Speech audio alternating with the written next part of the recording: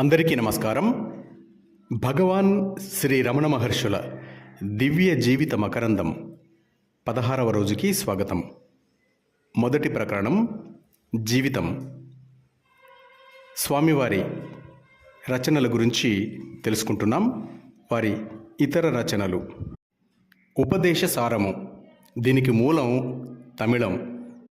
భక్తుడు మురుగనార్ దారుకా వనవిలాసాన్ని వర్ణించి రాస్తూ శివుడు అందలి తపస్సులకు ఉపదేశం చేయునట్లు కొన్ని శ్లోకాలను రాసి ఇమ్మని మహర్షిని కోరగా ఈ రచన పుట్టింది. దీనిని మహర్షి రచించిన బ్రహ్మసూత్రములు అనవచ్చు. ఇందులో 30 శ్లోకాలున్నాయి. గణపతి ముని కోరికపై సంస్కృతంలోనూ, భక్తుల కోరికపై తెలుగు, మలయాళములలో దీన్ని రాశారు. అనంతరం గణపతి ముని సంస్కృత రచనకు లఘు వ్యాఖ్యానం రాశారు.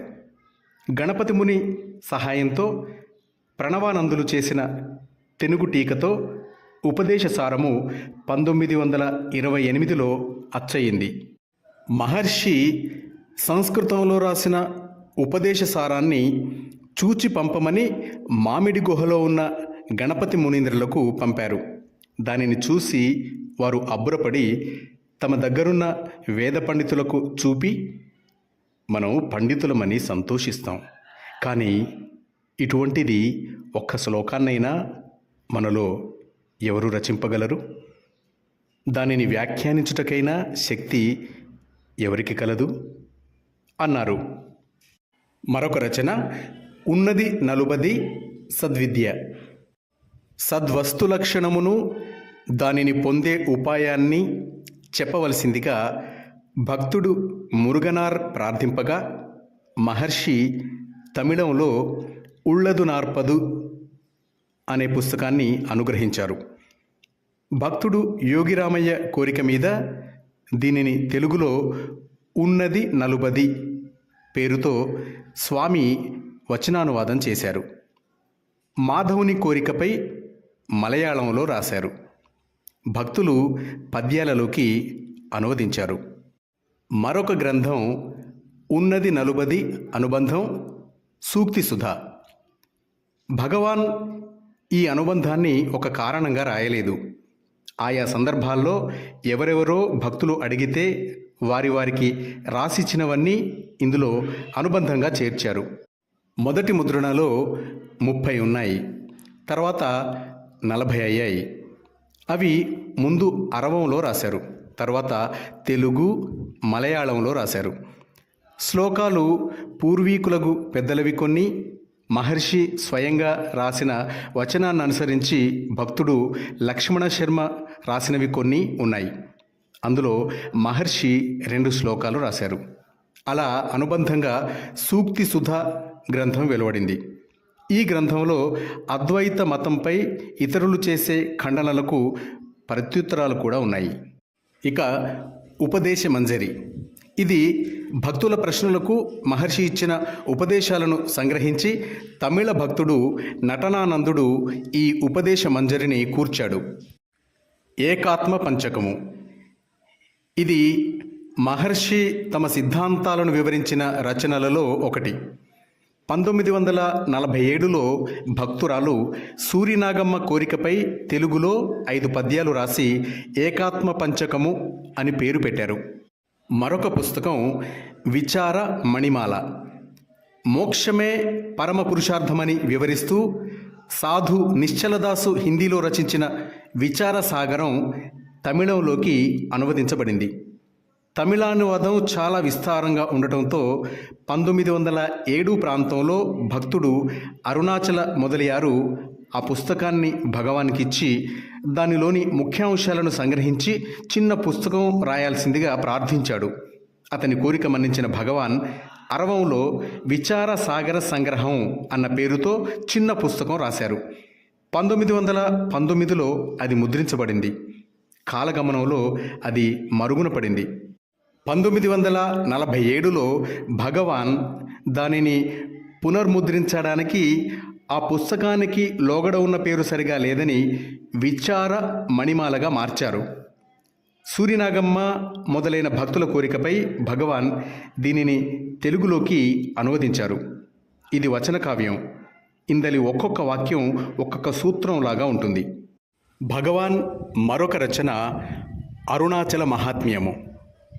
అరుణాచల క్షేత్ర మహాత్మ్యాన్ని వర్ణించే 2659 సంస్కృత శ్లోకాలను ఏరి స్వామి వాటిని తమిళంలో అనువదించారు. అదే అరుణాచల మహాత్మ్యము. 1938లో అరుణాచలేశ్వర అధికారులకు గవర్నమెంట్ వారికి కొండపై అధికారం విషయమై వివాదం రాగా భగవాన్ అనేక ప్రాచీన సంస్కృత గ్రంథాల నుండి గిరి విషయ ప్రస్తావనలను సేకరించి చూపగా గవర్నమెంట్ వారు అంతటితో గిరిపై తమ హక్కును గురించి వివాదాన్ని మానుకున్నారు. తరువాతి పుస్తకం సర్వజ్ఞానోత్తరము. ఇదొక శైవాగమము. దీనిలోని జ్ఞానపరమైన ఆత్మసాక్షాత్కార ప్రకరణాన్ని స్వామి తమిళ పద్య రూపంలో అనువదించారు. దానిని వెంకటనారాయణ కవి గారు తెలుగులో పద్యాలుగా రచించారు. ఆ తరువాత పుస్తకం ఆత్మవిద్యా కీర్తన. ఆత్మ విచార మార్గం చాలా కష్టమని కొందరి అభిప్రాయం. అది సరికాదని చెప్పేవారిలో శ్రీ రమణ భక్తుడు మహాకవి మురుగనారొకరు. ఆయన ఒకనాడు అతి సులభం, ఆత్మవిద్య అతి సులభం అని ప్రారంభించి ఒక కీర్తన రాయబోయి మిగిలిన చరణాలు స్ఫురించనందున ఆ కాగితాన్ని స్వామి సన్నిధిలో ఉంచాడు. అది స్వామి చూచి 5 చరణాలు రాసి ఆ కీర్తనను పూర్తి చేశారు. అందులో తమ ఆత్మవిచార సిద్ధాంత బోధను తెలిపారు. తరువాతి పుస్తకం ప్రాసంగికములు. ఇందులో ఆయా సందర్భాలలో భగవాన్ చెప్పిన ప్రాసంగికాలు ఎన్నో ఉన్నాయి. ఉదాహరణకు 1898లో తనను ఇంటికి తీసుకొని పోవడానికి వచ్చిన తల్లికి స్వామి చెప్పిన సందేశము, 1907లో కావ్యకంఠ గణపతి మునికి చెప్పిన తపస్సు యొక్క స్వభావము, 1914లో తల్లి జ్వరపడగా ఆమెను ఆరోగ్యవంతురాలిని చేయమని అరుణాచలుణ్ణి కీర్తిస్తూ రాసిన రచన మొదలైనవి ఉన్నాయి. మరొక గ్రంథం శ్రీ భగవద్గీత సారము. భక్తుడు గుర్రం వెంకట సుబ్బరామయ్య గారి ప్రార్థనపై ముముక్షు జనుల కోసం భక్తులు పారాయణం చేసుకోవటానికి వీలుగా ఉండేటట్లు భగవద్గీతలోని 42 శ్లోకాలను ఏరి తమ సిద్ధాంతానుసారం క్రమాన్ని ఏర్పరిచారు. ఇవిగాక ఇంకా అజ్ఞాతమైన రచనలు ఎన్నో ఉన్నాయి. ఈ రచనలలో ఏ ఒక్కటి చదివినా వారి వారి యోగ్యతానుసారం జ్ఞానసుధ లభిస్తుంది. 21వ అంశం స్వర్ణోత్సవము. శ్రీ రమణ భగవానులు 1896 సెప్టెంబర్ 1వ తేదీన తిరువణ్ణామలై వచ్చిన నాటి నుండి అక్కడే ఉండిపోవటం వల్ల 1946 సెప్టెంబర్ 1వ తేదీ నాటికి 50 ఏళ్ళు నిండాయి. దాన్ని పురస్కరించుకొని భక్తులు ఆ రోజున వైభవంగా ఆశ్రమంలో స్వర్ణోత్సవం జరిపారు. భగవానుండే హాలును ఆనుకొని కొండవైపున పెద్ద పాక వేసి నేలంతా సిమెంటు చేశారు.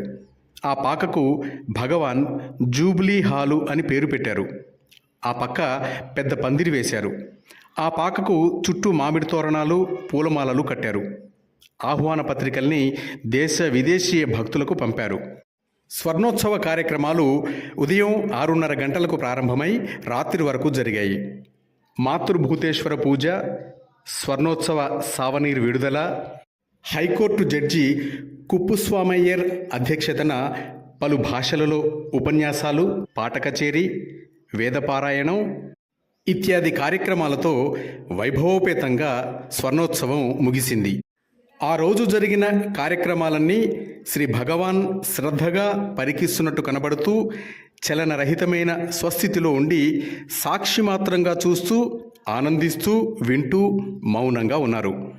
ఎప్పుడూ శ్రీ భగవానుల మౌన సందేశమే కదా భక్తులకు శాంతి సౌఖ్యాన్ని తెచ్చేది. ఆనాడు కూడా అంతే. 22వ అంశం మాతృభూతేశ్వరాలయ కుంభాభిషేకం. మాతృభూతేశ్వర దేవాలయ నిర్మాణం జరిగే కాలంలో సమాధిపై ఉన్న లింగాన్ని ఆఫీసు దగ్గర ఉన్న గదిలోకి చేర్చి నిత్య పూజాదులు జరిపేవారు. 1944లో దేవి యోగాంబ విగ్రహాన్ని కూడా స్థాపించారు.